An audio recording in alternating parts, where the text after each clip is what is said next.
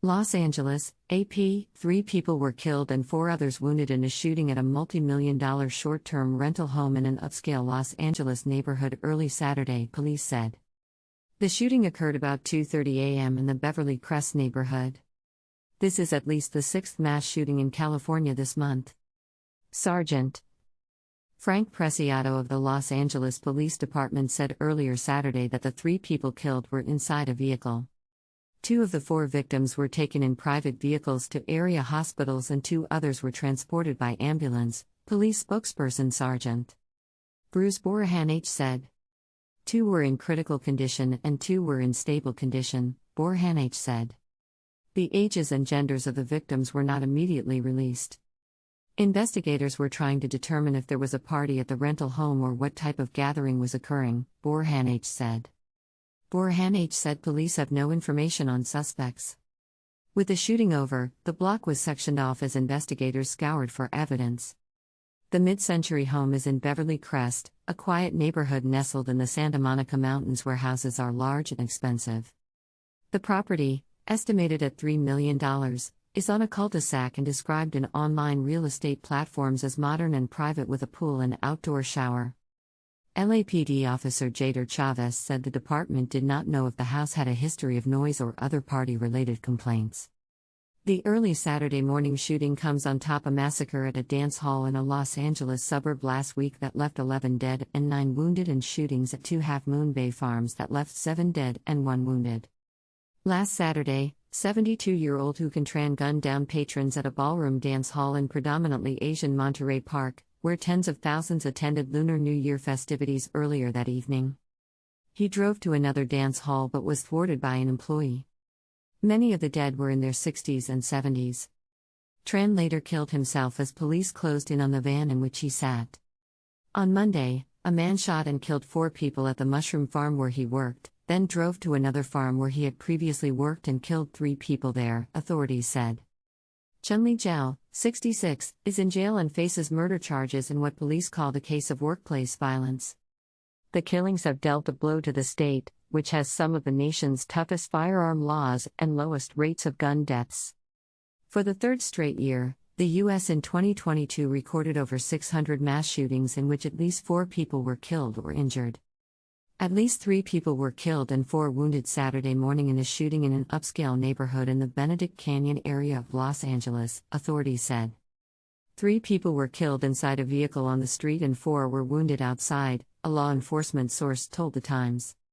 All 3 killed were women, who were in their mid-20s to early 30s, another law enforcement source said. The suspect or suspects remain at large. Sergeant Bruce Borihanh from the Los Angeles Police Department said the property was a short-term rental home and that a gathering was going on at the time. We called it a gathering, until we can interview some of the people that were here to determine exactly what kind of gathering it was, he told reporters at the scene. He said the attack was not random. Neighbors reported seeing several cars driving away from the scene within minutes of the gunfire. Authorities towed a black Mazda SUV Saturday afternoon that had bullet holes on both sides of the car and in the passenger side window. Los Angeles Fire Department officials responded to the shooting at 2:55 a.m. in the 2700 block of Ellison Drive, a street of large hillside homes north of Beverly Hills. Los Angeles police were also on the scene. Few details were immediately available, but police said the wounded were taken to local hospitals, according to LAPD Captain Jonathan Tippett. 2 are listed in critical condition and 2 were stable. A coroner official said around 10 a.m. that investigators were still at the scene and they had not yet identified the victims. The entire block was cordoned off with crime scene tape early Saturday, and multiple police vehicles were on the scene. LAPD forensic scientists are on the scene scouring for evidence. Investigators were also collecting video footage from security cameras in the neighborhood, according to a law enforcement source. Ellison Drive is a cul-de-sac tucked away in a warren of streets lined with attractive homes and tidy landscaping. It's a pretty quiet neighborhood. My family has been here forever, said Rachel David, a resident in her late 20s. David left the house to meet friends around 11 Friday night.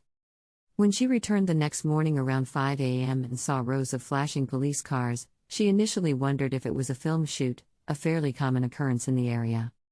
Then she spotted a large white van she believed to be the coroner's. "I wait for my Ubers right at that corner," David said, pointing at the intersection of Ellison and Arby Drives, where the slash of yellow police tape was. "Not anymore." David's mother, who declined to give her name, said the sound of police helicopters woke her around 3 a.m.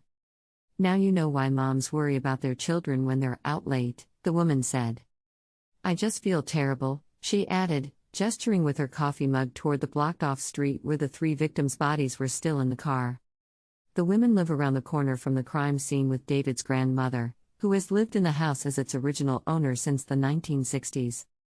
For decades, it was a quiet neighborhood of longtime residents. In the last 5 years, as many of the original owners have died, many of the homes have been converted into rental properties, the women said. "Literally, I don't even lock my car at night, it's so safe," David said. "Even people trying to find our house can't find it." An Ellison Drive resident who declined to give her name said the sound of police helicopters circling the neighborhood also woke her up at 3 a.m. She assumed police were looking for suspects involving a lesser crime, perhaps a robbery. Then her phone pinged a few hours later. "My dog walker woke me up at 6:30 and said, 'Oh my God, are you okay?'" the woman said. "Then I realized it was way more serious than someone getting their jewels stolen." A resident of the neighborhood for several decades, she described it as a quiet area that in recent years had seen an influx of short-term occupants. Several houses had recently undergone